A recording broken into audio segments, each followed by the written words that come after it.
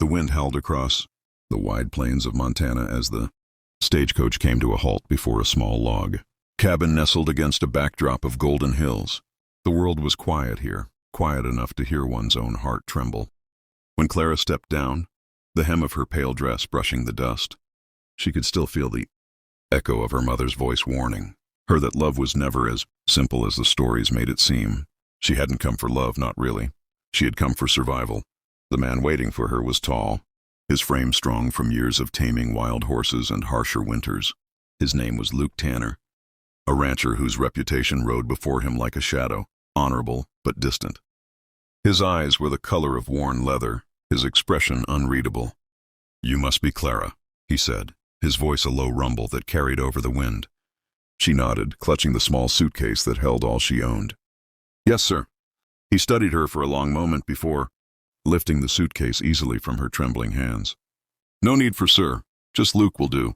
We're married now, after all." The words hung in the air, heavier than the clouds above. The marriage had been arranged. Through letters, words written between two lonely souls separated by miles of prairie and a lifetime of uncertainty. They had exchanged vows before a preacher that morning, yet standing there now, neither truly knew the other.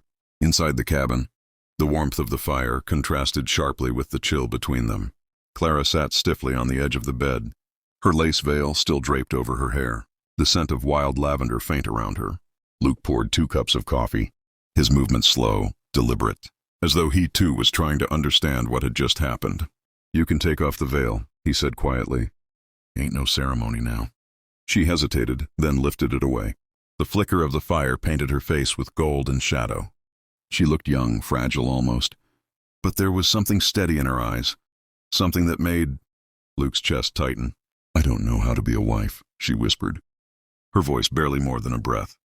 Luke turned to her then, his hand tightening on the mug. "You don't have to know," he said softly. "You just have to be here. The rest we'll learn together." But there was doubt in her eyes. "I'm not like the women you knew. I can't cook much. I don't know how to tend a ranch. I've never even—" She stopped, her words tangling. He crossed the room slowly, each step measured. "Clara," he said, his voice low but steady, "I didn't send for a cook or a ranch hand. I sent for someone to share the quiet with, someone who'd look at this land and not see emptiness."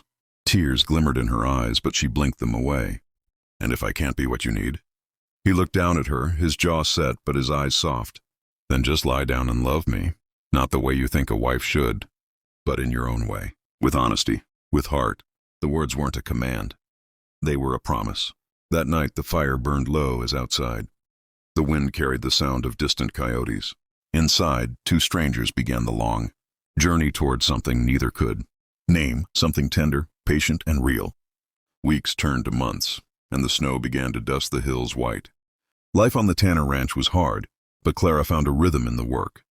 The mornings began with the whistle of the kettle and ended with the sun melting into the horizon. She learned to saddle a horse, to mend torn shirts, and to laugh again, something she hadn't done in years. Luke watched her from a distance, careful not to crowd her growing courage. He was a man of few words, but every small gesture spoke loudly. A log placed quietly by the fire, the way he left the window cracked when she said she liked the sound of the wind, the careful mending of her old shoes when he thought she wouldn't notice. One evening, as twilight painted the cabin in blue and gold, Clara stood at the doorway, looking out across the snow-dusted field. "You ever wonder if we were meant to find each other?" she asked. Luke smiled faintly, leaning against the frame beside her. "I don't believe much in fate, but I believe in choices.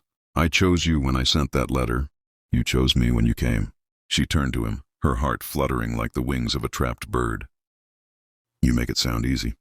"It ain't easy," he said, his eyes meeting hers. "But it's real, and that's more than most folks ever get." There was a silence between them, comfortable, heavy with things unsaid. Then she reached out, her hand trembling slightly, and touched his.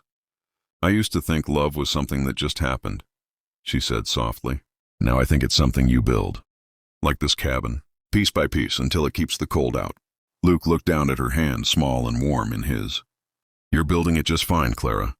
That night, as the fire flickered and the world outside turned silver with moonlight, the cabin no longer felt like a stranger's place. It felt like home. By spring, the hills came alive with color again. and with them so did Clara's heart.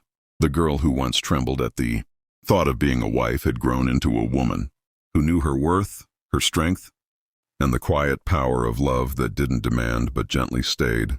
Luke often said little, but one evening, as they watched the sunset from the porch, he finally spoke what had been resting in his chest all along. "I used to think this ranch was all I'd ever have," he said. "Now I know it's you that makes it worth living." Clara smiled, leaning against him as the sky turned to fire. "Then I guess we both learned how to be what we needed," she whispered. And for the first time, she didn't feel uncertain anymore.